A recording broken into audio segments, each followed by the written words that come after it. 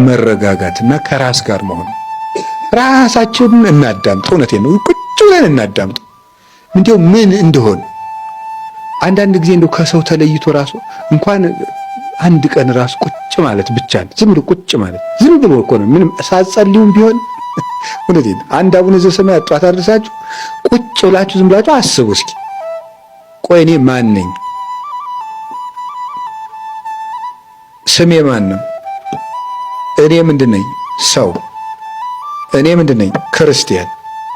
አሁን ምን እያረኩ ነው? እንደዚህ። ትናንትና ምን እያረኩ ነበር? እንደዚህ ሊሆን የቻልኩት በምን ምክንያት? እንደዚህ የደረሰባቸው አባቶችና እናቶች እንዴት ብለው አለፉት? እንደዚህ አድርገው። አሁን እኔ ማድረግ ያለብኝ እንዴት ነው? እንደዚህ። ይሄን ሳደርግ ለወደፊት የሚገጥመኝ እንቅፋት ምንድነው? እንደዚህ። ለዚያም መወስደው መፍትሄ ምንድነው? እንደዚህ ብሎ ማሰብ ይፈልጋል።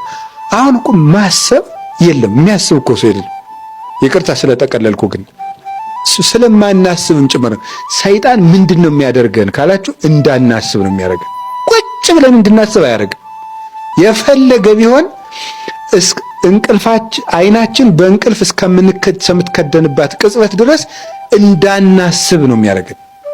እንዳናስብ እያደረገ መተኛት፣ ከዛ ሳናስብ አድረን መነሳት፣ ሳናስብ ወጥተን መሄድ፣ ሳናስብ ውለን መግባት፣ ሳናስብ አምሽተን መተኛት፣ በቃ